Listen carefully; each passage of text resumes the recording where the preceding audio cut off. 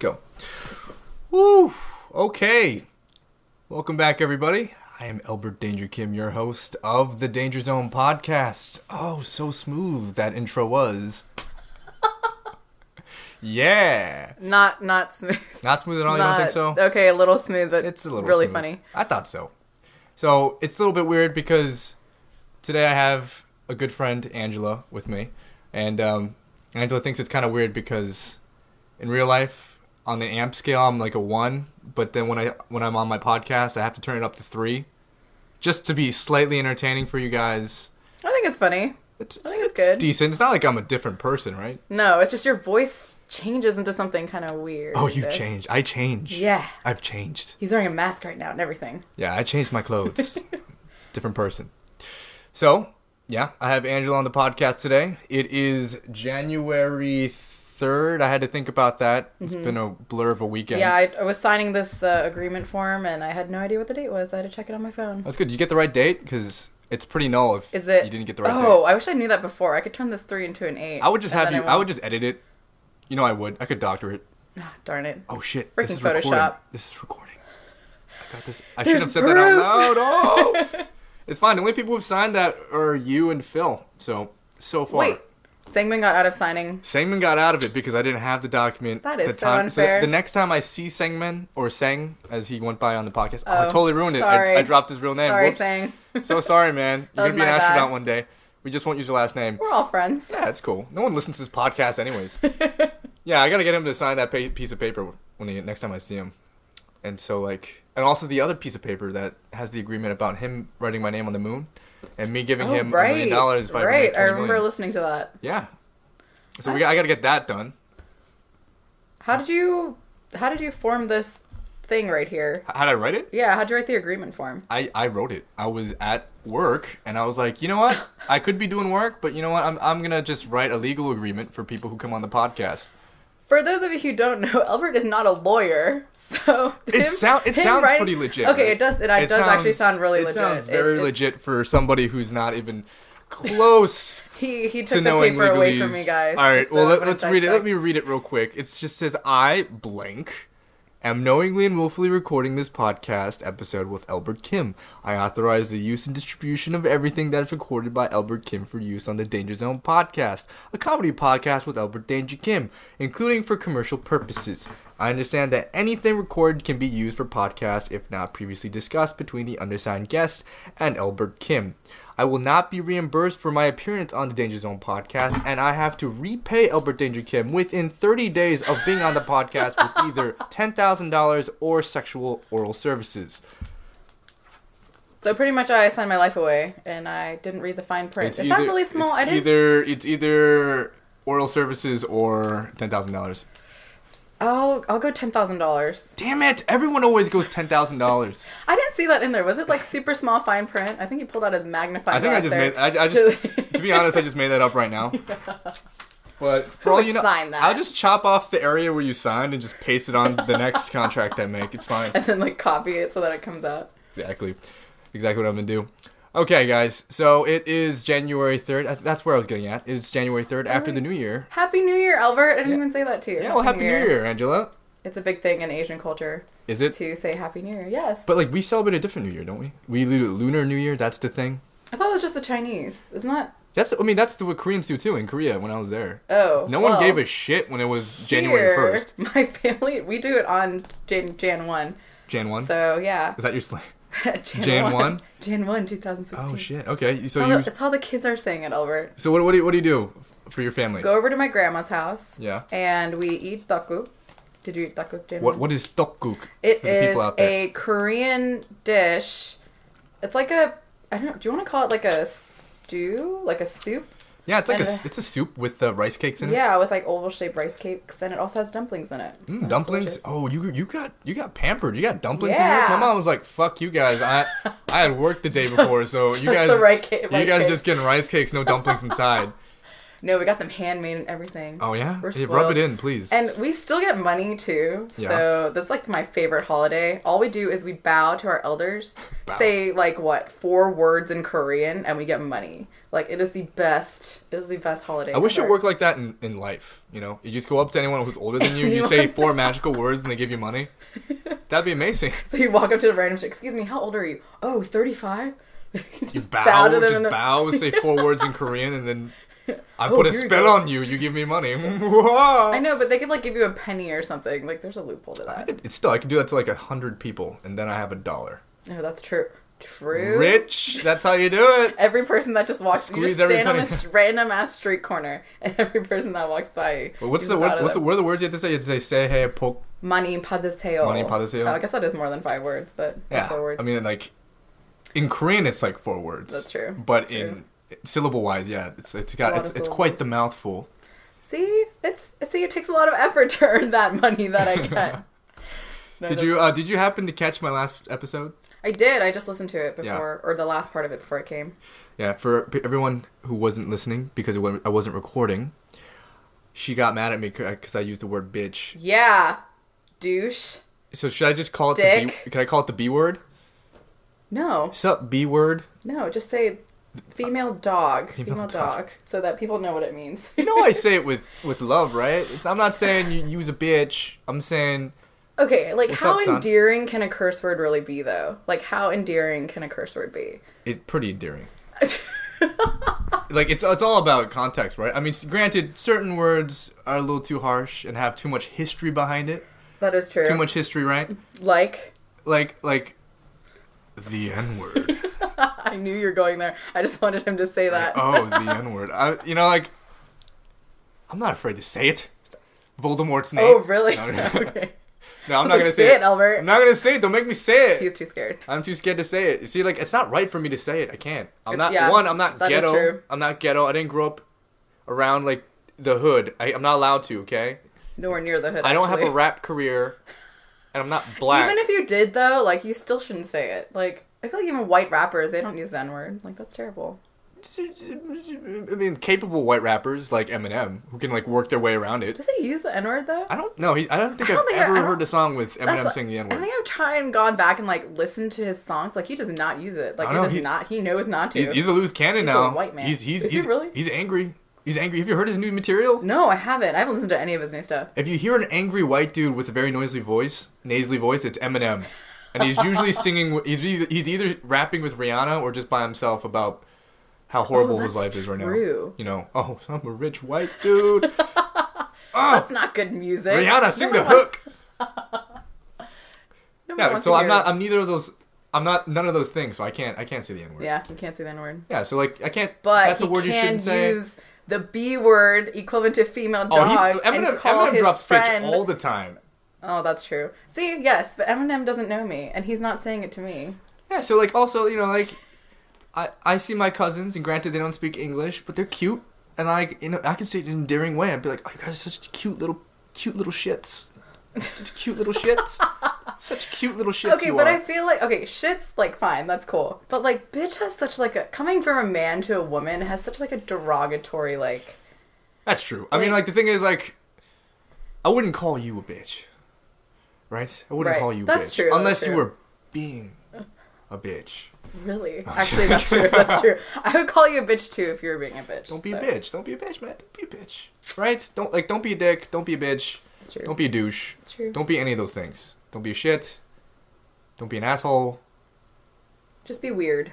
Weird is Just be good. you. Just do you. Yeah, just do you. But Elbert, what if I am a douche? Well, stop being that. Don't be that. It's you gotta stop okay. that. Albert's one sometimes too. I think so. you gotta be a little bit closer to the microphone. There you go, right there. Oh. Okay, levels are great. Fine, okay. So, Angela, I talked Yes. about in my last podcast New Year's resolutions. Yes. Do you have any New Year's resolutions? No, I'm on your boat. I don't believe in them either. Because every Great. year I have them and they last until like March and then they just die. That's pretty far. I think that's like 2 months farther than most people. It usually fizzles out somewhere late January. I have a lot of momentum and motivation for my goals, but this is just not Just not, I don't know. I just can't do them anymore. After a certain point, I've just given up. You're right. Like, why start a resolution at the beginning of the year? You can start them at any time. Yeah, because you ride the momentum of your feels. Exactly. And the feels run out. It's gone. Exactly. And then you're left with just misery, because that's life. The new year only feels like the new year for, like, 2 days. And then after that, you're just like... It's over. Yeah, it's done. It's done. Like, and then you're like, oh, 2016 again? You wake up every morning like, oh, it's still 2016? It's going to be like this for 200 more days. Did you watch, were they playing the countdown when you were at... I know you went out for New Year's, right? I did go out for New Year's. Were they on the TVs? Were they playing the countdown and stuff? There actually weren't any TVs. No? And if I'm being completely honest, I don't remember this. It's slightly fuzzy. Why, Angela? Why would you not recollect what happened that night? I wasn't feeling well. I had the flu. Were you roofied? No, I had the flu. Did somebody roofie you? No. Luckily, even if they did, was Bill Cosby all of my friends over there. At your New Year's We are not party? going to Bill Cosby. Oh, okay, Leave him alone. I'm sorry, it's low blow. Low blow. That shit's going on. I just had to do it. It is a low blow. Okay. But times. Okay, it sounds like you had a good night, at least. I had a lot of fun. Only reason I bring up the New Year's countdown is because I don't ever remember it being so commercialized. I mean, like... Really? I feel like it's always been super Really? I think it's just because I've been out of the States for so long. Like, it's like... I think that's it. Advertising and marketing is just a notch. And I mean just like a little notch down in most other places. But like... True. For the Ryan Seacrest countdown thing that they were doing. Yeah. The entire... Watching the ball drop. Everyone who was in the front row behind him was wearing a Planet Fitness hat. Oh, yeah. And they give that shit away like it's candy. Yeah, and they were also like... Okay, and then they took it to the next level. They were making Planet Fitness puns. Oh, no. Yeah, and they were like... I remember the hostess was like, instead of making squad goals tonight, how about you make some squat goals at Planet Fitness? And I vomited in my mouth a bit. And I turned to my mom, and my mom was like, what the fuck she say? And I'm like, I don't know, because that's some heinous, shameless marketing going on. Who comes up with... I think puns are like the worst humor on earth. I'm so sorry to all you painful. pun lovers out there, but I hate puns. You hate puns? And puns in commercials are even worse. Oh, I die a little on the inside. Or like news stories. I'm just like, oh... You know, like that cringe you get? I just cringe. Yeah, these aren't your dad's puns. No. God, they're even worse. You know what I noticed going on lately is, you know, like you get this internet slang that pops up, right? Or this, like for example, squad, rolling with the squad. Yeah, squad. If you ask anyone who's over 40, squad goals. Yeah, if you ask anyone who's over 40, they think squad. They think of like Rainbow Six or like Spec Ops and things like that. Like, oh, the squad, or like my squad in the military, right? Yeah. Oh, no, we're not talking about that, right? It's totally different now. And then you got terms like on fleek, yo, it's lit. Oh, fucking that guy's so thirsty for that girl. Yeah, he's thirsty or turning up. Like, that's totally fine. Like, I find these terms enjoyable and entertaining. New slang. It's entertaining. And then you get people who keep using it and you're like, all right, tone it down. There are other words out there. Expand your vocabulary. Yeah, please do. But the thing that gets me is when you like turn on the TV and they start incorporating it into advertising. It's so bad. It's so weird. Because they're and some of them try so hard. It sounds like your mom. Work. Like it sounds like your mom, Angela. No, it sounds like your parents. Thanks, Elbert. My mom's hip. Yeah, it sounds like when your parents try to be hip. Yeah. That's what it sounds like. I remember turning on the radio and it's like, do you want your outfit to be? And they stop and they always make a pause. They go, on fleek. And then... Who said I heard it on the radio. I heard it on the radio, like probably last week. No! And I had to like stop the car my God. and then kick my radio in because I couldn't believe that. They started doing that. That's why like even on the countdown they're dropping those terms like, oh yeah, squad goals. And I'm like, oh yeah, you trying to appeal to a demographic, are you? You know, on fleek was just for eyebrows. It was literally just eyebrows. Your eyebrows were on fleek. It's evolved, and it's just taken its own. It has its own personality and everything. It's its own thing. It's its own religion. It's beyond Beyonce now. It's beyond her queen. Squat goals. It's beyond her kingdom of Beyonce fans. Beyonce is queen. Which pretty much, yeah, she's queen Don't bee. diss Beyonce. I know she's queen bee, but it's beyond the range of that hive cluster. It's beyond that. It's the world now. You're gonna hear some Japanese boy be like, "Oh, freak." God, I hope not. K-pop also has its own life, so... Yeah, but, like, that's in Korean, and I can't decipher it because I'm a failed Korean. I'm not real. So are you two. I'm not either. Yeah, I mean, you can speak more Korean than I can. Oh, so that's right. yeah. Okay, no. This used to be the reverse case when we were in high school. That's you true. could not speak. Like, you could probably say a couple. I couldn't say any phrases. I couldn't say anything. I could say mean, no wrong, and then parents would be like, "He said it so disrespectfully." And then I would informal way. I actually, before I came back here, I just left my friend's house to use the bathroom. I had to step in for a second, and her parents are in the kitchen. You have to go through the kitchen to go to the bathroom. They're Korean. They see them Korean, and Korean parents. Yeah. As soon as they see that you're Korean, they're like, "Oh, he's Korea? I have to speak to him in Korea if he's Korea." So they no. Yeah. So don't do that to us. I always initially go for the English because that's my comfort zone, and I don't have to put on the whole like double. You know how when you start speaking Korean, there's a different persona that has to come out. Yeah. The respectful to your elder, and every girl's voice goes like 3 octaves higher because like I don't know why, but it just for me too. Like I sound like this when I'm speaking in Korean for some random reason. I have no idea why. Yeah, because you have to be that bubbly, like submissive, quiet, like good child that studies in her room. Like I don't know. Yeah, exactly. You got to be that, and then that's what the older generation accepts. Yeah. And then they go, "Oh, okay, cool." But I feel like I'm so vulgar and disgusting and offensive. You are. It drips out of me, even when I'm in anything. In any action I do. That's why I have to put masks on. Like I can't be me. You should see me at work. I work retail, and I have the retail persona. Like, oh hey, how can I help you? And I go into the back. I go into the back. I'm like, fucking piece of shit. Yeah, box. I see your Snapchats. Yeah. I just think it's totally different. Like I can't just be myself around people. I'll offend someone. I'd be like, well, I mean, you did. What was your last Snapchat? Elbert put on, I don't know what you put on, but he was acting like he was birth control. Oh, and he was dancing around in some like thing. It was acting like he was birth control. It was a birth control costume. What? Somebody commissioned a birth control costume for Planned Parenthood and had to send that somewhere.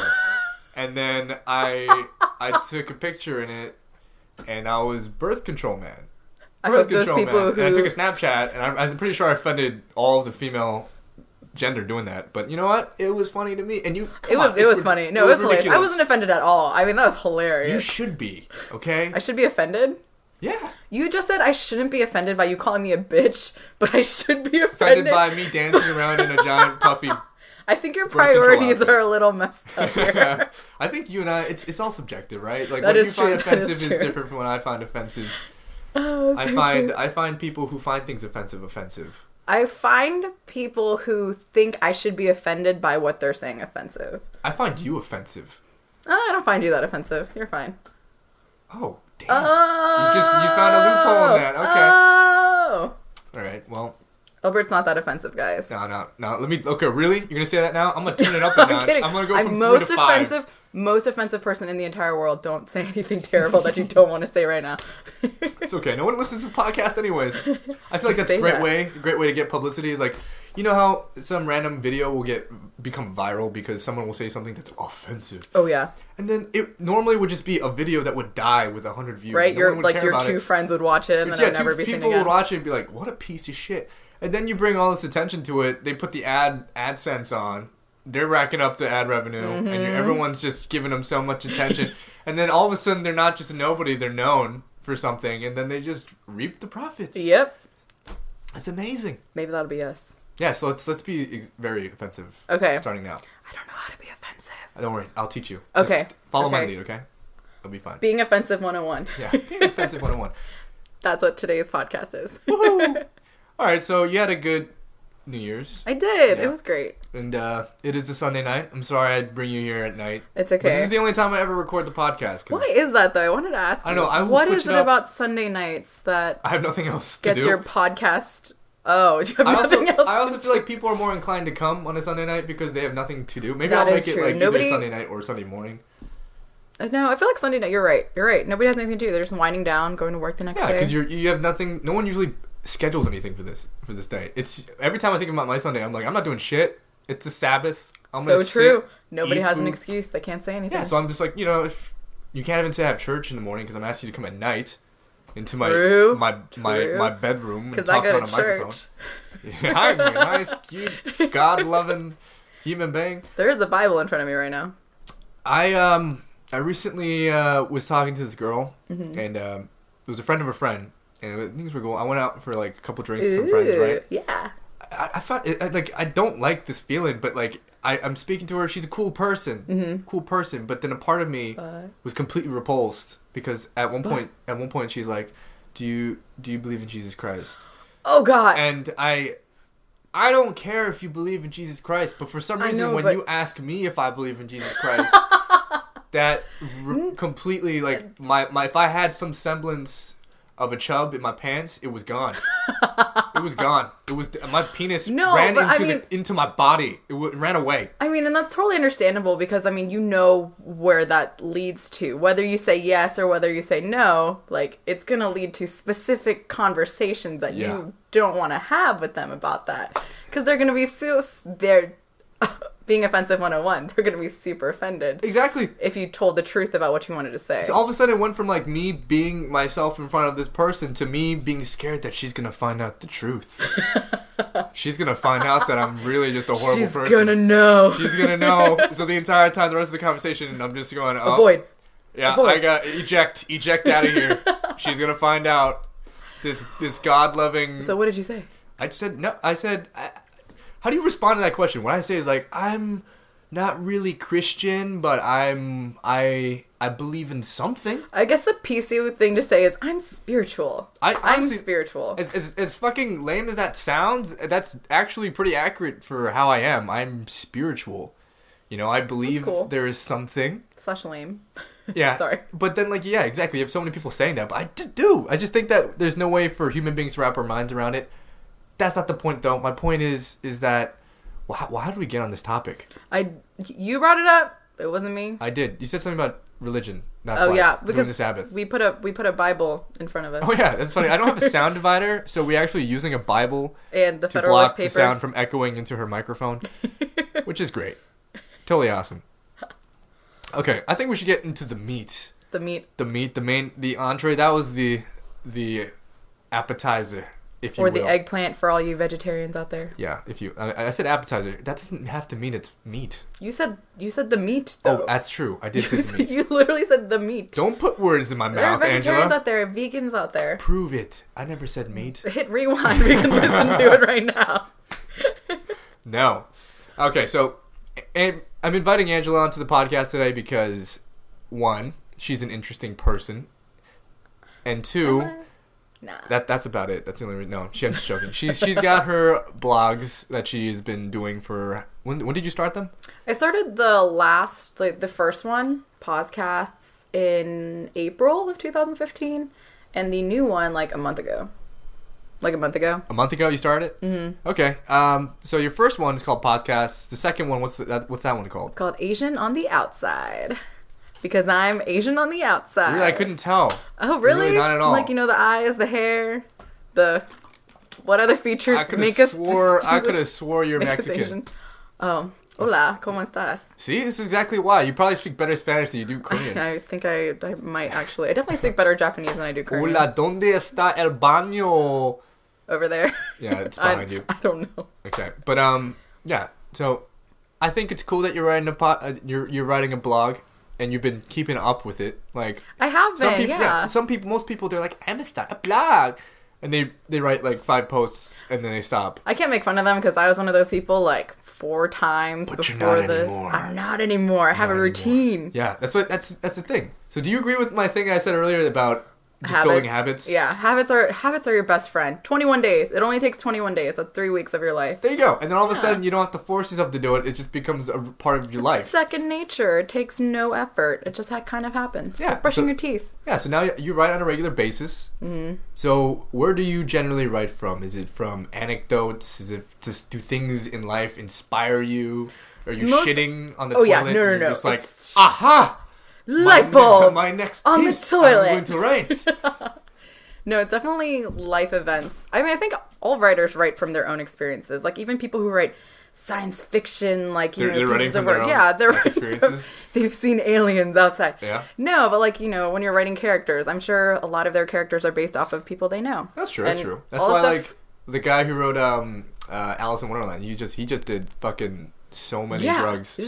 He was tripping the entire... Mm-hmm. I'm pretty sure he was tripping entire the last 10 years of his life, he was just tripping. Have you seen that movie? You had to be tripping to like write. Yeah, like even his later rolling books. on something. Yeah. No, but I write from personal experiences, things that have happened to me, things that I've seen people do, things that I've seen people do that I never want to do, so I make sure to write it down so I don't do it. Yeah. But yeah, it's mostly personal experiences. So when you write your blog posts, are you doing it mainly for you, or are you doing it for other people? Both. I'd say both. Well, mostly it's for me just to remember, like, or to remind myself because, like, or to,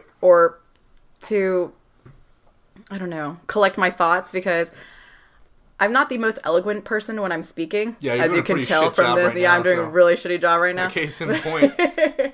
No, I'm not the most eloquent speaker, and I have so many things, like, whirling around in my head. Like, I have to type them down in order to make sense of them to even myself. And sometimes I go back and I read it, and I'm like, damn, I'm really smart. Or I'm really funny. Yeah, but it's mostly, I'd say, like, it's 65% for me, 35% for other people. That's good. I mean, yeah, I think it would be a complete lie if you're just like, I do it for me. For everybody else. Or I just do it for other people because I feel like it's a gift. God, I hate people who like act like they're completely selfless. Like, I just do it for everyone. I sacrifice me for you. Like, shut up. You're Hell still human. no. I'm not wasting all that time for everybody else. It's also for me too. You want some attention. I do. Everyone does. I want everybody to hit like on everything that I do. And I just want everybody to know. I got you on Instagram. And Why do you think I've liked every single photo? You do that though. I know. You know why though? I've seen you just scroll through and you just like every picture. I like every single photo on Instagram. So whenever you like my pictures, I'm like, oh, okay, it's just Elbert scrolling through. He doesn't he's care. like, oh, he's on Instagram right now. He liked all my photos. Yep. Yeah, because and then it's usually when I'm on the shitter too, so I'm just scrolling through going, like. So now the next time I see you like one of my pictures, I know you're pooping. Yeah, basically. That's great. It used to be Tinder. Great. I used to just sit there like going left and right on the toilet. But then it got annoying because then I had to deal with people, so I was like, fuck that. So then I just switched over to Instagram, and I'm just like, double tap. Even better. I feel like Instagram's more interesting than Tinder. I don't know. I've never used Tinder, but yeah, because like on Tinder it's just females doing the exact same thing, and then. But it's not interesting to you. Kind of, but not really. Not really, because it's just like, oh, I got matched with so and so, or usually not matched at all. But on Instagram, you got tons of stuff. You got girls, you got cats, you got, nice landscape photos. Just liking everything. Duck faces and etc. Duck face. Why do guys not like duck faces, and why do girls like doing duck faces? This is my question. One, I think it just looks ridiculous. It does look really stupid. It's just ridiculous. Like, why would you make your face like that? It looks like you're sucking an invisible straw. That is not there. But is it because it makes your lips bigger? No, it makes your cheekbones. It makes your cheekbones stand out. Okay. And it makes your face look skinnier. So that is sole purpose. That is literally the sole purpose, and we girls think that. Oh. It looks attractive, but it doesn't look attractive. Okay. Well, I know also like the sorority squat because it smushes your boobs together. And is that really why? I don't know. Really, I couldn't understand. I just thought it does because usually girls have like a cleavage. No, because there's just so many of them that they're all the same height. They have to bend down to like. Oh, so it's like a cooperative effort to try and look good in the photo. So like there's levels, so you can see all the girls' faces. And the shoulder roll too, where the shoulders up forward and your arms sticking out. That's called the skinny arm. The My Little Teacup. I call it the My Little Teacup arm, where you place your arm on your side and like roll your shoulder forward. Skinny arm. It's a skinny arm. Yeah. And that's the name. Like, you can tell the purpose by its name. These are the American and Western forms of how girls take photos. You know girls in Korea take photos? How? They cover their cheeks. Oh, right, to make their faces look like more they want their pointy faces to be less round and smaller. So their solution is, if my face isn't showing, then it doesn't exist. So then they just cover their cheeks. And so people are like, oh my fucking God, they don't have cheeks? What a Koreans don't have cheeks. This stereotype's going to come up now. What a slim face. Koreans don't have cheeks. She's beautiful. She's beautiful. Oh, man. But, standards. Yeah. How do we get on? Okay, yeah. So Instagram, I double tap all that stuff. But back to your blogs. Oh yes, my blogs. So you write for mainly yourself, and it's a good way to get your thoughts out. Yeah. I also am writing some stuff. I'm trying to write a book. Oh yes, I know. Yeah, I'm writing. Elbert is a very good writer. By the way, that's not true. That's not He's true. A much better writer than I am. No, it's different because when you write and you read it like 2 months later, you're like, oh, aha, I like this. Yeah. When I read it a day later, I want to just push delete on the entire file. I just want the thing gone, purged from the earth. I have to stop myself from doing it. I'm like, oh, you piece of shit. You can't write. Why do you even... You were taught English so you could write this? You mongrel. You plebe. Read a book for once. And then I do read a book and I cry because it's not as good as that. But anyways, my point is when I'm writing my stuff, I feel like it is kind of therapeutic because... It's so therapeutic, yeah. When you're writing, it helps release whatever you have inside because it's different. Because I think people have a very strange concept of how to deal with feelings. They're like, oh, sadness. I felt it. I've dealt with the feeling. It's gone forever. It's never going to come back. But then they don't stop to think about, like, why? Or maybe self-examine a little bit more to see, like, is everything in life okay? Mm-hmm. So most people just ride the awesome train. Yep. It's like, how's life? Awesome? How's things going? So fake. Awesome. So everything is awesome. And then behind the scenes, like, you know, they don't like being alone. They feel like their whole world is collapsing in on themselves, but they don't show that to anybody. They don't show anyone, or they feel like they have to always keep it up, right? I speak for most people, but, like, you know, you do have those people who are actually genuinely happy. Or those people who are overly like, my life sucks so bad on social media, and they want everybody to know how badly their life sucks. Hey, that's me. Okay, I just want people to know. I just want people to know that I'm having a hard time. All right, I want some pity laughs, pity claps, and pity fucks. I want someone. I'm sure you'll get all of those things, but oh my gosh, I feel like those are the biggest attention whores on earth. No, definitely. I mean, that's what social media is, right? It's just attention so fake. It's just all form of it is attention whoring at some basic level.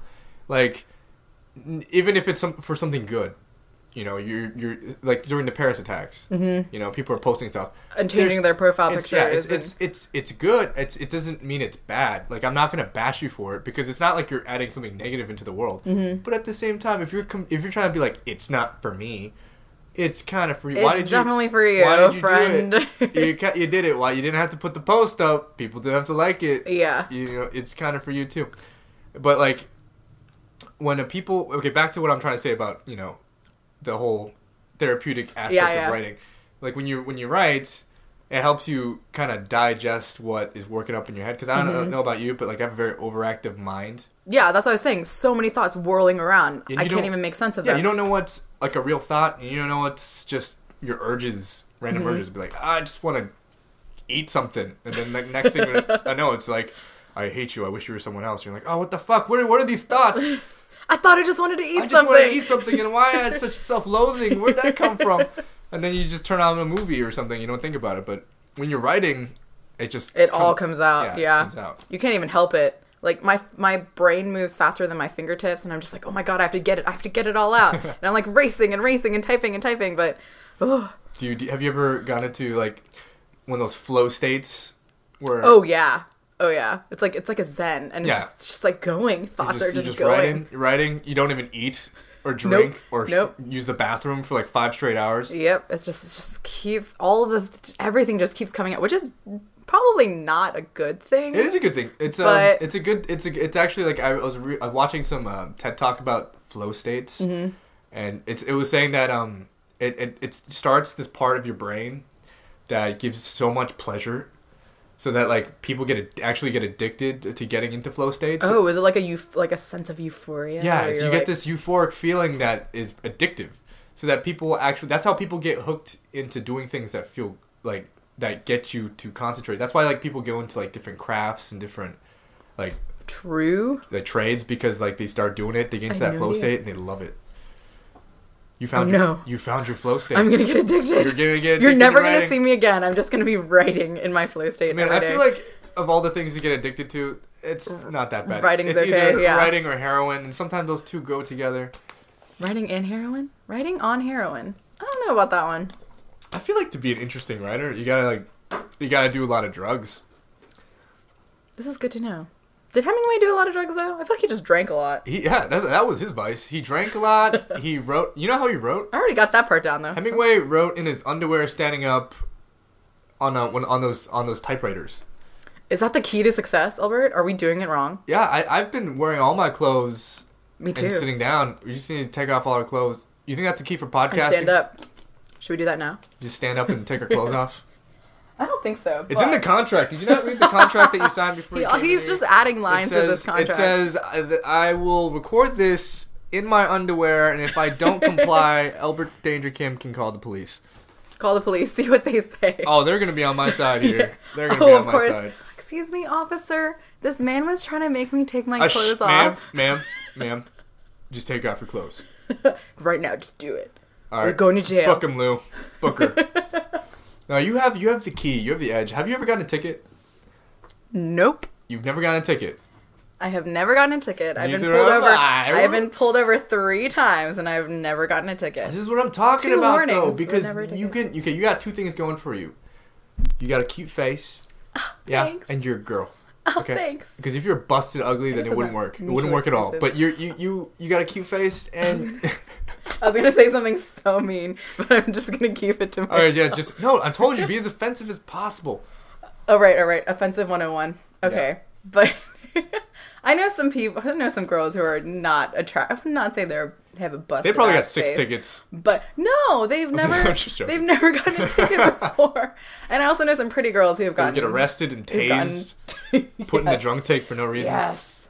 But yeah, I've known some pretty girls who've also gotten tickets. So I mean, because you gotta draw the line. Because he'd probably be like, "Oh, this bitch, she looks like that girl who didn't give me her number last night. I'm gonna get back at the woman race. I'm gonna give this girl a ticket." Do that? No, I don't know. I mean, some girls. They do. Some dudes definitely get like spiteful. Like some dude. I mean, this girl looks like some other girl, so I'm gonna take it out on this girl. Sometimes it happens. No. Okay, I'm sure that happens with girls. That happens with girls and guys too. With girls or anybody. Like this dude kind of reminds me like this dude. Fuck this dude. I'm gonna screw him over. I'm gonna break his heart. That's a logical leap that I can get down with. But yeah, I mean you can just put on the waterworks and get out of that ticket. Hey, I've never cried actually. I've just been very nice. You've been polite. Just very polite, very nice. I've actually never been pulled over, but I don't know how I would act. But I'm pretty sure I would cry. Probably like a little girl. I would probably cry. I'd be like, I've never pulled over before. Son, how old are you? He'd just be like, shut the fuck up. Shut the fuck up. Just shut up. Get out of the car. I think they would have sympathy. Well, okay. In these police officers' defense. Talk at the microphone. In these police officers' defense, they're probably like they're probably middle-aged, and I probably reminded them of their daughter. I'm gonna have to stop you real quick. Turn your body and face the microphone because you're talking away from the microphone. But the microphone's facing this way. Oh, is it? Yeah. So but like you're going like this. The voice goes here.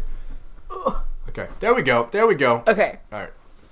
But yeah, the police officers were like they're like middle-aged. They're like 50, probably my dad's age. So it probably reminded them of their daughter.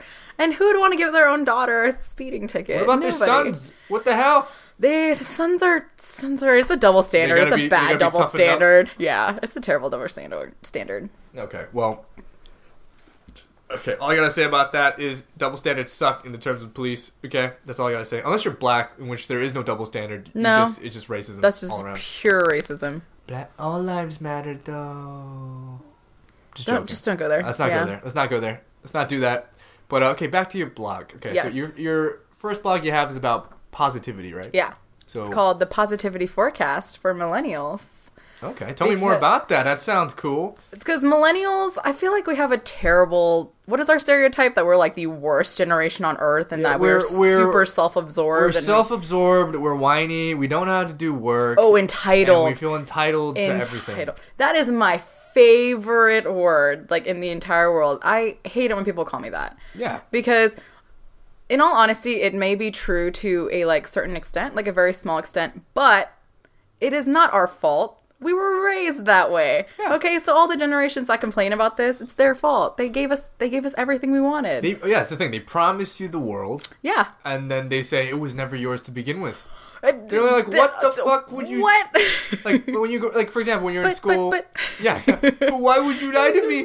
Why did you tell me this my entire life and then take it all away? It's funny because now that I'm almost 3 years removed from school, which is it's just an institution. You move from institution to institution and they tell you the same bullshit. They're like, you're a shining, sparkly star. And everybody gets a trophy. Yeah, everyone gets a trophy and you're going to... Everyone's going to make $1 million after they graduate college. Yeah, you fucking... person with an English major. Yeah. Like, you'll be fine. You'll do great things. You're gonna do fantastic things. Like that's what they do.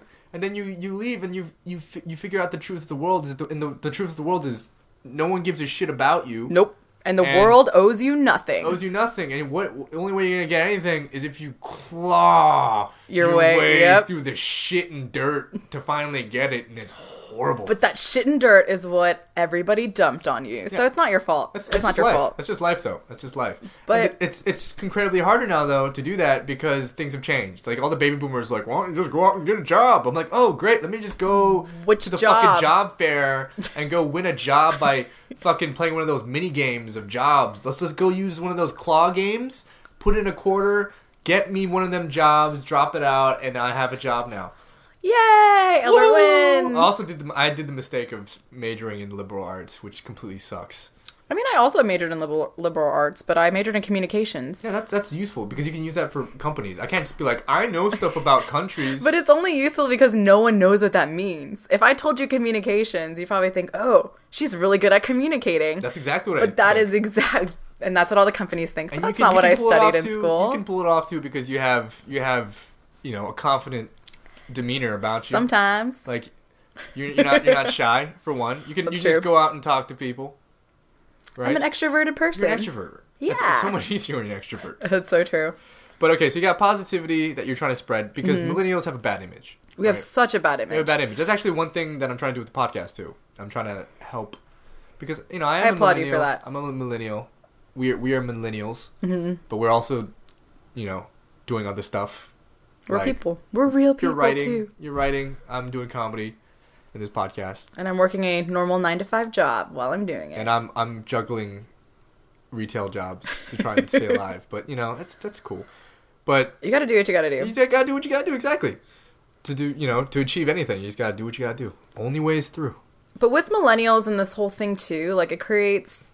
What is it? A quarter life crisis, which never happened before. I told my dad, I was like, yeah, I'm going through a quarter life crisis. He was like, ha, what is a quarter life crisis? Like, what is that? And I didn't even know. I was like, oh, you didn't go through this period of time where you realize that the world is like not what you thought it was and that you're losing your mind because you don't know what to do. And everybody tells you have to have it figured out right now. And you're like, shit, I don't have anything figured out. I think that's the biggest lie. Yeah. That's ever been told. Oh, it is the biggest lie. It's that people seem to think that people know what they're doing. Like, even that's why whenever I meet somebody who like is so certain about what they're doing in life, I'm like, shut the fuck up. Your wife or you're gonna get pregnant or your wife is gonna get pregnant or some curveball's gonna be thrown at you. You're gonna get laid off. Like some shit's gonna happen. Yeah, like nobody really knows. I think like one of the biggest like sage things that anyone's ever told me from an older person who has passed on advice to me is he just straight up told me that no one ever knows. Nope. Like he's like, I'm 50 something and I still have no idea what I'm doing in life. No idea. You just go on with it. You just live it. Yep. Yeah, that's all you gotta do. But nobody realizes that. Or like even people like that guy is probably like wise beyond his years. No, he's actually like one of those degenerates I found while traveling and backpacking around. But what he said made sense, so yeah. But are you supposed to listen to degenerates? I mean, if it makes sense to me, sure. That's true. It makes sense. You find inspiration in odd places. I mean, you can even ask your parents too. Like they have no idea. They had no idea what they were doing when they had you. They had no idea what they're doing at our age. Like it just nobody knows. It just happens. It just seems 20/20 in hindsight. Exactly. But I think they think because we had everything, we had college education, we had all everything we needed when we grew up, all this fancy stuff that we should have it all figured out. And it's like, you know how hard that is? The game's changed. Yeah. It's different now. It's like, even if you do know what you want to do, it's so hard to, like, do that and make a living off of it. And they're like, that's so stupid if you even try. Yeah. And it's, like, not guaranteed. Yeah, you're given a certain number of routes you can take. Yeah. Like, especially for us Asians, right? Yeah. Your parents like, do you want to be doctor? Do you want to be lawyer? Or do you want to be engineer? And you're like, I want to be a comedian. They go, what is... Honey, what the fuck is that? Like, they don't know what that means. Comedian. You know what happened when I told my mom that I want to be a comedian? She cried. Oh, no. She's like, I knew I should have let you leave. Like, actual tears? I mean, like, one of those, like, over-the-top dramatic, like... It was more... Things that all moms do. It wasn't crying out of sorrow. It was crying as, like, my mom didn't know what else to do to try and talk me out of it. So she thought maybe if I cry, you'll pity her and change your mind. You won't do it. You won't do it. Right? And so even if like it's a comedian or if you want to be a writer, it's like that's not a real thing. No, it's not. Like, and blogging, like if I told my parents I want to be a blogger, they'd be like, what? I don't even think they could wrap their minds around that, because that is just such a foreign concept, not only to like, you know, Asian parents, but like older generations in general. They're like, you can't make money off that. Yeah. I mean, people don't understand that the internet, as long as it stays unregulated, is a great place, you know, for people to, it's just a giant mixing ground, right? For like great ideas to just spur. And like, that's how like artists are found. Yeah. Like it's this new like bohemian like white zone where ideas can just flourish. It can literally be anything you want it to be. Exactly. And which is great. So like now that the internet exists, you can pretty much do whatever the fuck you want. Yeah, seriously. It's awesome. I love it. It's so awesome. But it's also scary in the fact that like you can do anything you want. I can do anything I want. That's so scary. And I don't know why, but like having infinite possibilities, it's like it's daunting. It's so daunting. Like how do you even pick? Like how do you even know what you really like to do? Like I question that all the time. Like, I love to write. Like, I need to do it for my own mental sanity. But, like, do I really want to do it for a living? Like, is that really what I want to do, like, as a career? Like, and that's not out of, like, you know, fear of, I'm not going to make it. Like, you know, that's fine. Like, I could work another job while I do it, too. But it's just, like, will it really make me happy?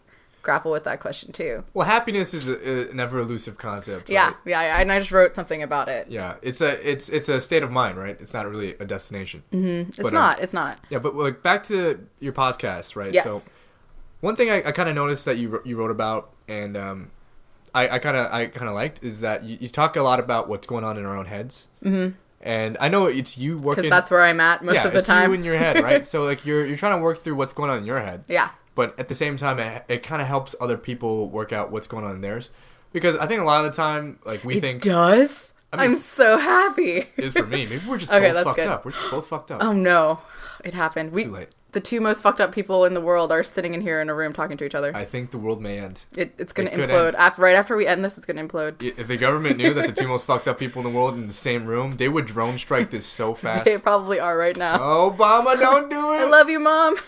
But, yeah, so, like, I feel like, especially with the younger generation, is that self-esteem is at an all-time low. Oh, yeah, for sure. Pretty much. Like, I feel like with a lot of people I talk to them, you know, I talk to them about their lives. And, like, if I try to get any semblance of deep about, like, oh, how's life? And you want to do stuff. They always, like, they have no confidence in doing it. Yeah, they don't believe in themselves in doing it. And I feel like all the people I've met who do have confidence in what they're doing are on opiates. They're on cocaine. Is that the way? I'm not even joking. Like, are you serious? It's either like these people are on drugs or like they're just normal people and they're like, I don't know if I can do it. And I don't really know why. It's like, I feel like morale is at an all-time low. I don't know what it is, but it's just kind of this vibe I get. And I don't know what it is, but I feel like it's because of a lot of what our culture has turned into. Mm-hmm, it definitely is. It's like, it's cool now to be pessimistic. Yeah. It's super cool. Why is that? Like, how did we turn into, like, oh, this sucks, like, everything's so bad is, like, the thing to be? Like, that, oh. Now, that would be a reason for people to hate the fucking millennial generation. I mean, like, what is that going to do?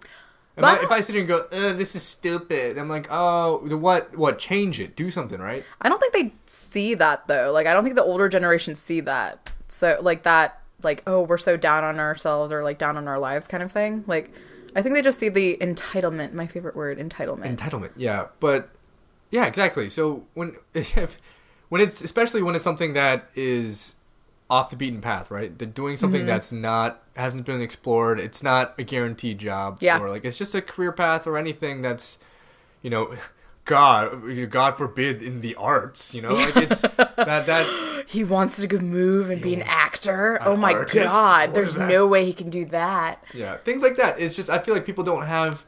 Unless it's been done and you've seen people do it over and over again. It's a pretty safe route. People don't give it enough... They don't really buy into risk as much. No, they don't. They really think... They don't believe that things will work out. Because, back to the whole thing about culture just really digging the pessimism. Yep. And they love it. I pretty much, I subscribe to a little bit of pessimism. Like, granted, like, the more I live, I'm like, fuck, living sucks. It sucks. It's horrible. Being an adult is so bad. It is so It is the worst. There's a reason why people are like, I don't want to grow up. You have to I never wanted responsibilities. I could sit in one spot and die. No one would care. Because like that's just the world. But when you're a kid, people do stuff for you. People are looking out for you. Everything's and they're so much more encouraging when you're younger. Yeah, they're like, you can do it. Yeah, you could totally do that. You're an adult now. It's the rat race. Yep. Everyone's just trying to money, keep their head above. Yeah, make money, keep their head above water. That's all they do. But like, what kind of existence is that? Like, it's such a terrible one, but it's like the one that everybody leads. That's the only one we have. That's all it is. Which is funny because I just wrote something about this. Like, I haven't posted it yet, but it's about like spoiler alert! It's coming. How the 9-to-5 corporate like normal life will always be there waiting for you. It will always be there waiting for you. So why not take a risk while you're young and you don't have responsibilities and go do it? Like you want to go be a comedian, and you're gonna go try and you're risking it. You're gonna move. And you're going to go out there and you're going to try your hardest to become a comedian. But let's say when you turn like 40, you're like, oh, damn it. Like, I'm tired of this life. I'm tired of grinding. I'm tired of doing comedy shows in somebody's basement for like 2 people. Like that sounds like my life. I think you spelled it out pretty accurately. Yes, but when you're 40, you have your college degree. You can go back and find some random ass 9-to-5 like entry level job and it'll be there waiting for you forever. It will never not be there. So why not take the risk? That's true. I just feel like at our age, especially because we have immigrant parents, right? Yeah. At our age, our parents were launching across the ocean to start a new life in a different that's world. True. That's true. And they were just like, "Fuck it." We're just gonna do it. Yeah, that's all they were doing. Whereas we just need an escape route always. Like we need a safety fallback. Net. Fallback. But you're right. The corporate life is kind of a fallback. It is the fallback. It will never not be there because that is what 99.9999% of the world is doing that. So why would you ever think that you could never come back to that? It will always be there waiting for you. You know what's funny about the YOLO culture? What? About everyone just saying, hey, YOLO, and do it. You only live once, do it. Carp that DM, blah, blah, blah, blah, blah. It usually only applies to partying. It's never... Oh, yeah, no, yeah. It's never anything substantial. It's like, yo... buy that bag because YOLO. Or like, yo, man, drink that detergent because YOLO. Drink that detergent. It's just random shit. It's never anything substantial. No, it's not. Because anything that is substantial, scary, then all of a sudden it's not YOLO. It's like, no, don't do that. Like, don't do that. Shit, there are consequences for this. I could really screw up my life. But that's the thing. Like, how much could you really screw up your life? As long as you're not like, cliff diving or like, I don't know. What else is anything super dangerous doing that all the time? You could become something, completely detestable, like a politician. Why would you ever want to do such a thing? I'm just joking. That was a soft jab. Oh my god. I'm looking at the meter of right there. Yeah, I'm looking at it too. Yeah. It's very tiny. Our voices are very tiny. I'm very worried about how this is going to turn out. Can you edit it? Make it louder? I'm going to try to. But okay. Let's just keep going. Okay. But, what were we talking about? Oh.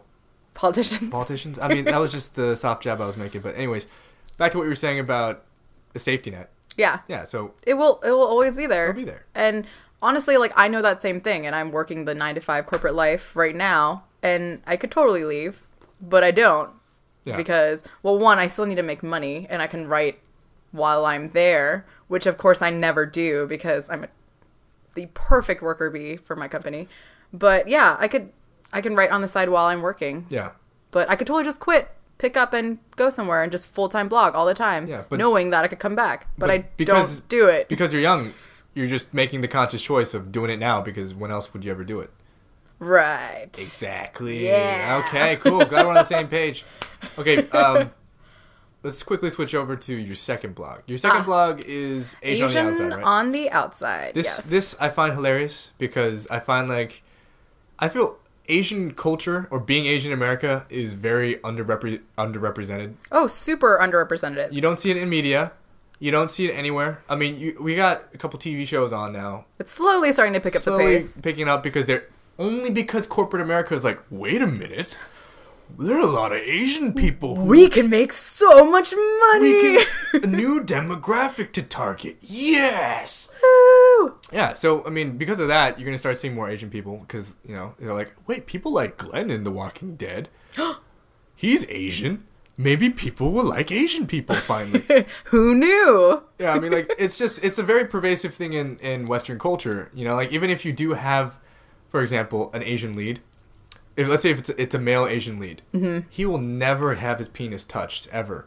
They tried, actually. They had, like, Romeo Must Die. He, like, kissed Aaliyah once, awkwardly, but there was nothing. I've seen like, sex scenes in a Western media with, like, Asian women and anyone else. I've never seen... Think about it, like, Jet Li kicks so much ass. Jackie Chan kicks so much ass. It's true. Does all that in that movie. Never gets the girl. Doesn't even doesn't even have his fucking pants tickled. She doesn't even breathe on it. Nothing happens. There's no nothing. Is that all you want to see, Elbert? I want the Asian dude to get touched at least once. Wait, that's true. Even the Asian girl and the Asian guy, like, you never even see that. They don't. Even they like don't the show same. It. Whoa! I didn't Asian even realize that until right now. The only person, like, the reason, like, this isn't a new concept. I've heard this talked about on other podcasts and other shows. This is just a pervasive thing that other people have noticed, including myself. But, like, the only person who got anything was Glenn from The Walking Dead, right? Yep. He got laid. He got the girl. But you know what it took?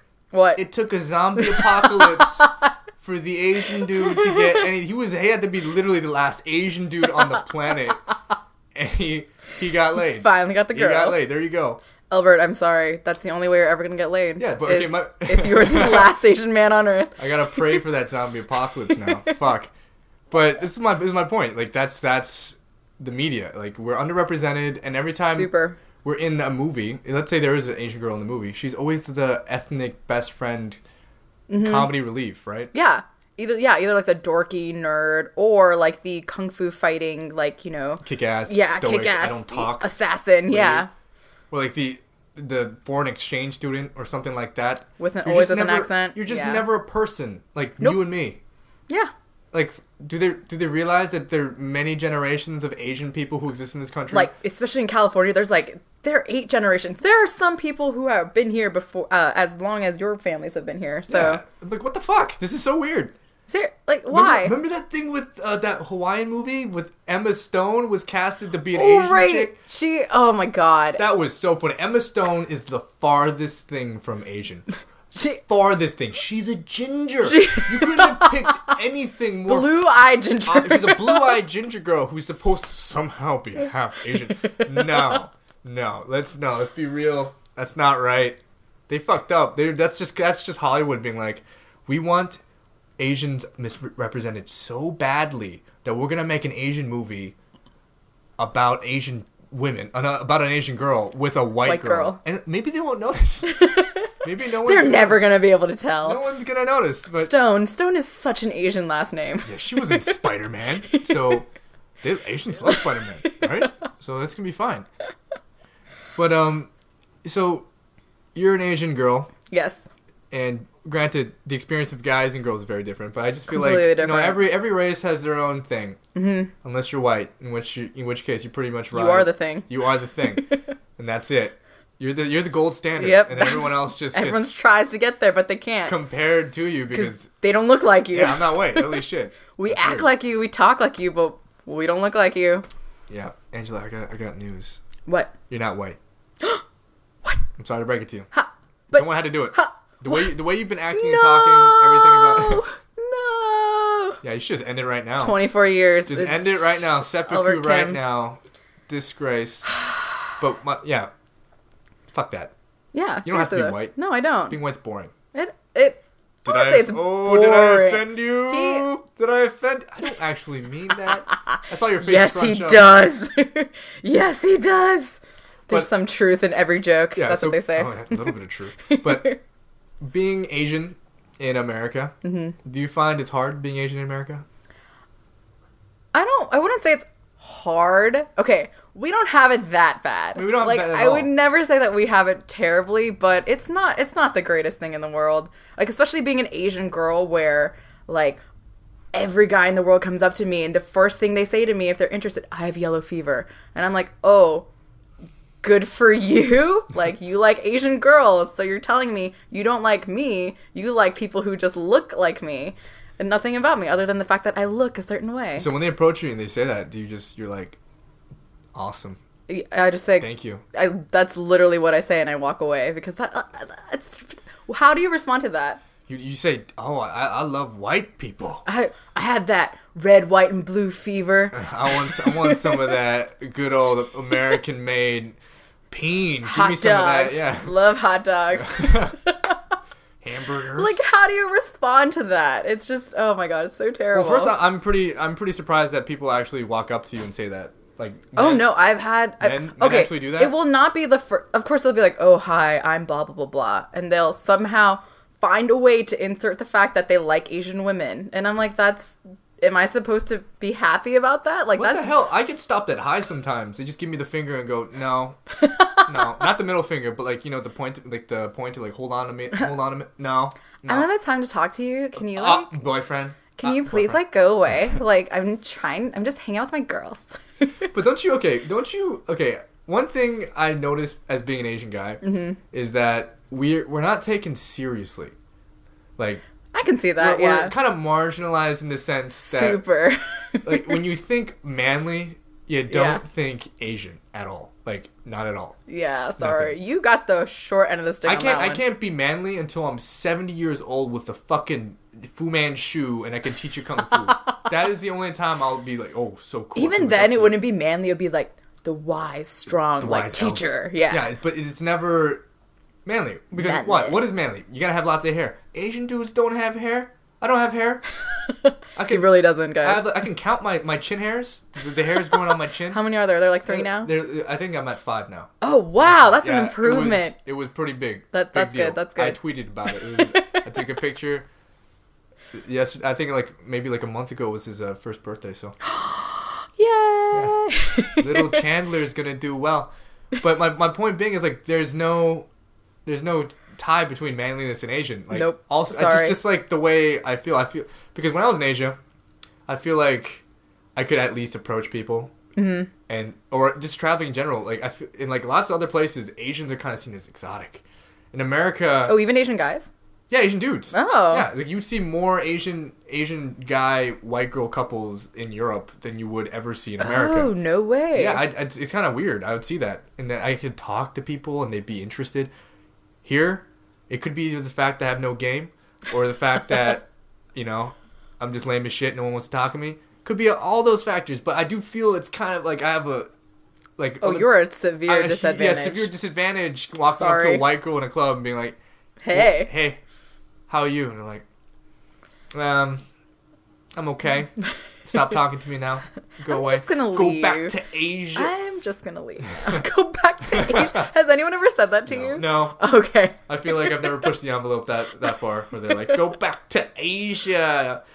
But you know the sad thing is, somebody could actually say that to you, and it's like, I can't. Were you born here? Yeah. Yeah. I lived in Korea for a year and I couldn't live there.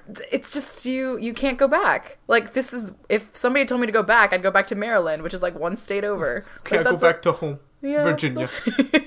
One of the whitest places on earth. DC. Yeah, seriously. The middle of the surbs. Yeah, but like, I'm not trying to say that, you know, it's bad being Asian. It's a lot worse being, you know, it could be a lot worse. Yeah, it could be a lot worse. I'm not going to make this a comparison like, oh, it's not as worse as this. We have the roughest in America. It's so bad. It's terrible. We have it pretty good, but at the same time, you know, our gripes are different than other races. Oh yeah, right? I mean that's every race has their own stigmas and stereotypes. But at the same time, I actually have this bit that I wrote about stereotypes for Asians and how good we have it. Because if you think about all stereotypes for Asian people, it's pretty good. Yeah, we have it the best. You can't even be mad. You'd be like, oh, he's so smart and nerdy. Yeah, I'm going to get a great education. Yeah. And I'm great at doing taxes. And they're like, oh, he knows karate. He's like, damn right. Yeah, I do. I can kick your ass. Physically. Like, oh, yeah, he's short. And like, no, I'm not. I'm not short. Or like that sucker. You know the best one for guys. They get for guys throw at other Asian dudes and they'd be like, "Oh, Asians got small peen." Right. But what's best is that you can just be like, "How many Asian dicks have you seen?" Oh. How many Asian dicks have you seen? Because then they're always just like, "Oh, I've seen porn sometimes." Exactly. I'm like, dude, why are you looking at Asian dicks in porn? Stop. Well, you want to see my dick? Then all of a sudden the homophobia comes out. And like, they walk away. Like, no. You win. And the Asian boy wins the day. See, we are smart. Yeah, see? Yeah, you can work your way around it. Yeah. Brains, bitch. But the point being is like, yeah, our stereotypes aren't even bad. There's nothing really bad about that. Nah. Oh, I do get bad driver though a lot. I can attest to that though. There are plenty of times where I'm like, what the fuck is this guy doing? 2-3 cars ahead of me, and then I'll pass by him, and it's like this tiny little Asian lady. Woman. And I go, ooh, okay, I get it. I understand. That stereotype is embedded with some truth. A little bit of truth. Most stereotypes, I think, they're pretty true. There's some truth. Majority, or they wouldn't be a stereotype. Yeah. Like, people wouldn't just randomly think something up and it would spread everywhere like a rumor. No, lie. It's just it just never got debunked. It's just seen to be true. Like, I take them with, like, there's a grain of salt the right phrase. No, I'm not offended. I don't get offended easily. Yeah, I just find them really funny. Honestly, I mean, it's different. If you're judging someone based on stereotypes automatically, then that's racist, right? That's terrible. Yeah. Yeah, you shouldn't be doing that. But if you reference stereotypes, like acknowledge them, that's not offensive. That shouldn't be offensive. No. That's just a thing. It's a generalization. Yeah. You can make a generalization about anything. And literally anything. I can say New York is dirty. And overall, I'm right. New York City is pretty dirty. It is pretty dirty. But then you can't be like, oh yeah, what about blah, blah, blah, blah, blah, blah, this area of New York and blah. And I'm like, oh, you mean where the rich people live? And they have millions of dollars. Oh yeah, in a rich, nice place. Yeah, that's and granted that place won't be dirty, but yeah, generalizations, stereotypes, they exist. Any funny stories about being Asian in America? We can swap. Oh my god, it would be a nice swap story. How many? Like, I have so many. Where should I even begin? Where do you begin? I don't know. You go first. Me. Yes, so I can think of one. Me being Asian. Okay, so I was dating this girl for a while, and was she Asian? She was white. She was white. Okay. So I was one of those unicorns. Unicorn couples. It was a white girl with an Asian boy, but I could tell she had an Asian fever. So hard. You know how I knew? How? Because she always introduced me as her Asian boyfriend.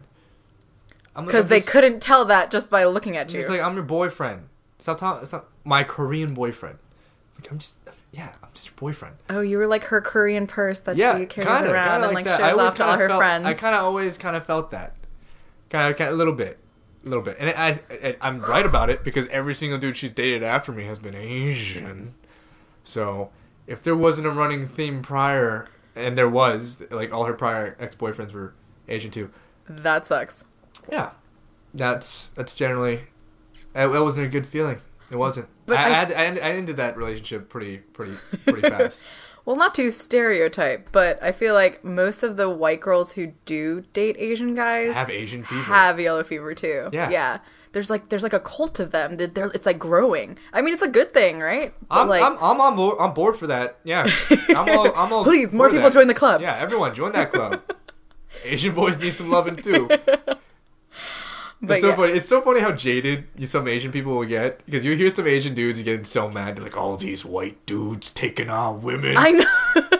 I'm like, dude, shut the fuck up. But no, there's the same amount of Asian girls who are like, all these white girls taking our Asian guys. Like, leave them to us. Yeah, but not nearly as many. Not nearly as many as that. That is so true. I can't even talk. My sister's married to a white dude. Yep. True. Shout out to Eric. Hi. I don't really call that a funny story. I always forget that I'm Asian. Yeah, me too. I always forget, because I don't really think about my race all the time. I kind of just think of myself as a person, and when I encounter people, I just think of them as people. Yep. And then race is just kind of like a subsect of that. Like, oh, I'm this person, who has a personality and has these moral values. I'm just Elbert. Yeah, and then I also happen to be Asian, white, black, Hispanic, on the outside. Yeah, that's just my race. Right? So sometimes I forget, and when people are like throwing out Asian insults at me, you're like, whoa, it won't even register. for a minute. Like, I'll just be standing there, like, yeah, fucking. For example, like, when I was in Korea, this soldier got mad at me at a bar. What did you do? And he was like, you fucking gook. Which is a bad move considering you're in Korea. Yeah. You're surrounded by Korean people. You're way outnumbered there, friend. Yeah, I mean, like, we could all jump on you like ants and you'd be dead in a second. But anyways, he said that to me, and the thing is, I didn't even know he was talking to me for a second. Like, it didn't register. I was just like, what? Oh, he's calling me that. Oh yeah. Oh, fuck, I'm Korean. Oh, yeah. There we go. Shit.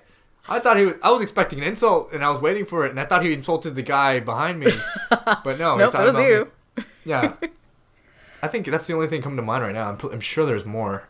Your turn. What about? Give me some juicy Asian stories. This also isn't a funny one, but it's just a good racist story from when we were younger. Yeah. Because we all went to the same high school. But me and my friend Jessica were in the same English class. Yeah. And we were like, talking in class when we shouldn't have been talking. And our teacher is like, ladies, I need to speak to you after class. And we're like, because, in high school, you don't want to get in trouble. Yeah. So he was like, you were a good little girl. I was good. I got in trouble all the time. Yeah. Elbert was the, class prankster. He did a lot of dumbass shit. Yeah. Which was hilarious, though, by the way. If only I knew then that I'd be here doing what I am now. Would save me a lot of trouble. And a lot of time. Yeah. But Might yeah, have been continue. super famous. But continue. Oh, yeah. You were a good girl. But anyways. You came after class. Fast forward. Class is over. And we walk up to his desk and we're like, oh shit. We're going to get yelled at. We're going to get in so much trouble. And he just lets out this big sigh. Ladies, I always thought that Asian students did really well and focused so much in class. And I think we're stunned into silence. We're like, what? Like, did this teacher, this 50-year-old man just tell us that we should try harder because we're Asian? You're letting your race down, Angela. You should just, if you should take off your Asian badge and leave it on that table. Honestly, sometimes I wish I could because I don't want to wear it at times. I'm just kidding. Was he white? He was. Yeah, there you go. He was a 50-year-old, very tall white man, normal American dad, I'm sure. But yeah. I was like, are you even allowed to say that? That is the most racist thing I've ever heard a teacher say to me. Yeah, be a good little Asian student. That's what he's trying to say. That's what he's trying to get at. There's nothing racist about that. I am a good little, was a good little Asian student. I tried. No, I didn't, but still. I never got that. At least he was kind about it. I usually just got, you're a piece of shit, Elbert. You're a piece of shit. Well, you kind of were sometimes. I was such a horrible student. He deserved it. I did kind of deserve it, and yeah, maybe that's why I didn't get that. But that's fucked up. Right? What he said to you like that. That's messed up. You have to be submissive and be quiet. And just because I'm Asian, docile? I need to be a good student and listen to him and do everything he says. We're not all the same, man. We come from a variety of spectrums, right? Mm-hmm. You can be a good, quiet kid, or you can be a piece of shit like me. Either one. There's never. It doesn't have to always just be so far on the left. Kids, try not to be a piece of shit like Elbert. Don't be like me. This is a disclaimer. Public health reminder. Don't be like Elbert Danger Kim because you probably won't survive. But yeah, that's weird. Yeah, it was so messed up. But that I recall distinctly. I get so vividly in my mind because I was so blown away that this teacher said that to me. I was like, okay, cool. We're just gonna leave now, and we just laughed about it afterwards. But that's a good way to do it. Laugh. Pure racism. Just laugh. Just laugh it off. I feel like that's the best thing you can do when you're faced with such something so ridiculous like that. Yeah. You can either be super hyper offended, or you can just laugh it off and not let it affect you. Which is what I think a lot of people should do in the world. Yeah, just let it go. Just let it go. Laugh it off. Well, that's fucked up. I got another one. Oh. I got another one. It was in high school too. And it wasn't in high school. It was in early college. I went on a road trip with Elbert and some people. Mm-hmm. And we were driving to Outer Banks. And it's weird how in America you can go from urban and pretty ethnic and a nice diverse mix to just straight hick bumfuck bumfuck America, nowhere, yeah. Where people have a southern twang and drive around with a Confederate flag and probably never seen an Asian person in their life. Mm-hmm. So we were driving through this old town, this really small town, and we needed gas, and we stopped at this gas station that is a retro gas station in the middle of nowhere. Oh shit! It's a retro gas station, and there's just fields all around us. And this is how retro it is. The gas pump doesn't have digital meter. It's dial. It's a dial. It spins. The dial spins to show you how many dollars. Wait, what year was this? I almost thought I transferred went back in time. Like, just drove through a cornfield. Now I'm in, like, the 1950s. But no. Magical cornfield. No, it was probably back in 2011, 2010. And oh, my God. Yeah, I went... Okay, so, of course, you can't pay with a card. So, I went in to go buy a snack because we've been driving for a while. And I went in, and there were only 3 people in there. There was an old dude at the counter, a dad at the counter, and his kid at the counter. And as soon as I opened that door, they went silent. Completely silent. And they were just staring at me. Just staring at me. Uncomfortably so. To the point where I was like, what the fuck? I didn't know what to do. I thought I did something. I almost walked out of the gas station because I thought maybe this is like a private gas station, not for people. But they didn't say anything, so I slowly shrimped my way in, went to the back, got a Coke, and they're whispering, and they're peering over the the aisles. God. It's a Chinaman. Yeah, it's a Chinaman. They're looking at me. They're looking at me like that. They do exist. But it's so ridiculous because I couldn't tell what was going on. Because to me, I didn't know if it was a race thing or not. Mm-hmm. It was just me walking around. It was just that was it. And they were staring at me. I thought I did something wrong. I walk up, and no words were exchanged. It was just quiet. Just quiet. I walk up with my Coke. I put it there, and I look at the old man to pay, and he's just staring at me still. And I go, I gotta pay for my gas too. And as soon as I say that, everyone goes, "Oh my God!" What? Thank God. Were they afraid you couldn't speak English? And they started laughing, and they're like, "Oh, we thought you couldn't speak English." No. What? Oh shit!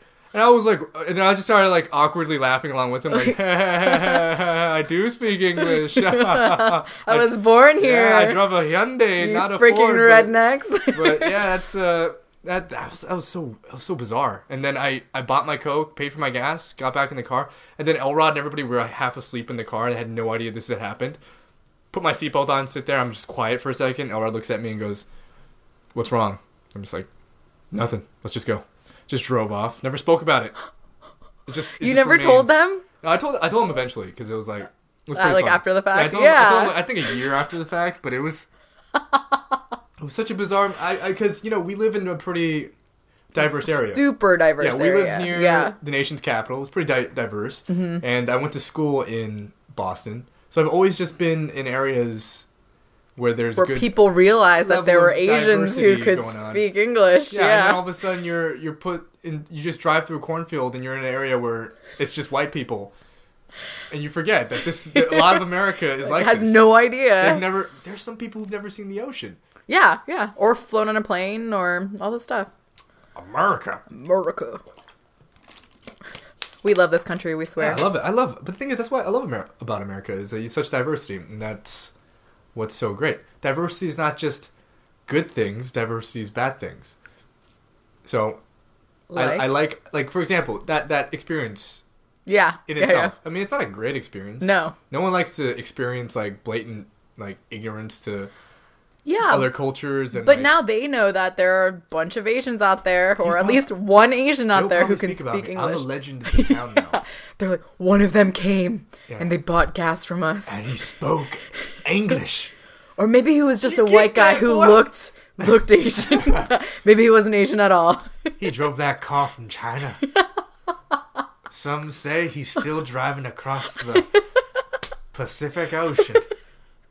Back to where he came from. Back to his homeland. But, oh my God, we're terrible. It's so easy. The thing is, it's so easy. It's so easy. It is. It's just to poke fun. It's too easy to poke fun at that. But yeah, it's great. I think it's great you're writing this blog. Oh, thank you. I think it's very much needed publicity for. I think so too. For us underrepresented Asian folk out in the media and things like that. It's good. Keep doing it. I even Googled it. Oh, I will continue. I even Googled it. I was like, because I thought Asian on the outside, like that came to me real quick. So I was like, oh. Did you get that URL? It must be. Yeah, I bought it. It's not taken? Nope, it's not taken. Damn. So surprised. But and I tried to Google other Asian blogs who talked about the same things I did. Nothing. What I noticed about a lot of Asian women who blog in this day and age is most of them blog about the same stuff. It's usually cosmetics. Yep. K-pop. Yep. Or fashion. A lot of fashion bloggers. A lot of fashion blogs, and then or there'll be foodies. Oh yeah, foodies. I forgot about foodies, them. Yep. Which, who doesn't love a nice foodie? But it's usually those 4 things. That's really all I see. And then the occasional like feminist who like does a lot of like super soapbox ranting and penis hating. Nobody wants to listen to anymore. Yeah, so then it's like, oh come on, don't do that. You're Asian, don't do that. Yeah. You're gonna make them hate us. Yeah. Even more. But what I like is that you're changing it up. You're talking about lifestyle, just being an Asian person in America. Yeah, just like a normal person in America, and the things that I go through. I wouldn't call yourself a normal person. Okay, yes. Even in my description, I put you're pretty fucked up. Normal in quotes. It's a very broad term, normal. Do not forget that we're the 2 most fucked up people in the world in the same room. I'm trying to convince them that we're normal, Elbert. Oh, good job. Good job. Thanks. That's a good idea. Thanks, I tried. Yeah. Hey, guys. That only lasted like 2 seconds. We're normal. I'm very normal. I'm normal. This is how normal people talk. Normal's overrated. Yeah, normal is overrated. Honestly, normal is boring. Don't be boring, guys. Don't be normal. Honestly, I don't even think it exists. Do something else. Yeah, what is normal? That's just what people want you to be. Don't be that. Be weird. I feel like everyone's weird. Everyone is weird, and they just don't show it. Weird is so good because it's so funny. Because weird is just something you don't see. It's original. Just let your weirdness out. Unless you're gonna hurt somebody, in which case, don't do that. Go seek help. Yes, do not hurt. Or do not hurt. The rest of the world a favor and jump off a bridge. Just whoa. Should I not have said that? No, I don't think so. See, this is why I'm not a counselor. Too late now. I'm not a counselor. I can't be a good counselor. Be like, you want to hurt Never children? come to Elbert then for go advice. Fucking kill yourself. But I have a problem. Yeah, damn right. You're still alive. That's your problem. This is why Elbert Danger Kim is a comedian. I don't really mean this. And this is why this podcast is Being Offensive 101. Yeah, this is Offensive 101. I really just want people to be offended and tweet about this. That's my goal. I would never say so, unless I was really over the line. I don't think I would ever apologize for a joke. Like you see comedians always... I mean, honestly, you shouldn't apologize for a joke because that's just censorship. Censorship. Yeah, that word. Censorship. Yeah, I mean, I shouldn't have to. Nobody should be ridiculed for their own opinions. Like, even if they're terrible, like, hateful opinions, like, they're your own opinions. I feel like you can be ridiculed for it. Like, people can challenge you on your opinion. Yeah, because that's the point. Challenge is fine. Yeah. Challenge is fine. But I shouldn't have to feel sorry. Yeah. I said it. Yeah. People shouldn't. Why should I feel sorry? I said it because I want to say it. Make you feel guilty about it. Yeah. But then again, that's only if what you said, like, wasn't over a line. The line is very hazy. It's a very hazy line. Is there a line? I don't know. There's an overt, just direct hate, right? That is true. If I'm joking about something, I'm not directly saying I fucking hate Jews. Mm-hmm. I'm not doing, if I make a Jew joke, it's a joke about being Jewish, right? Yeah. I'm not saying I hate Jews. Like that's Same the with line all right the there. Asian jokes out there. That's the line right there. Yeah. I'm not saying I fucking hate the Jews. Hail Hitler. Things like that. It's not that. It's just a joke. It's how you interpret it, right? Yeah, it's comedy. True. Comedy. It's supposed to be offensive. That's what makes it funny. Yeah, it's supposed to make you think about things and question why you're laughing. Why are you laughing at this joke about that boy with no legs? Oh my gosh. I don't know why that made me so sad. I'm sorry. So sad. See, this is wrong. This is what's wrong with me. This is why I can't talk to good and proper people because I'm so offensive. But this is why I need to learn to be more offensive. And vulgar. This is why you need a good dose of me. Otherwise, you're going to be too purified. This is true. You're a Puritan. Don't do that. This is true. I'm going to leave and you're not going to get a good dose of vulgarity.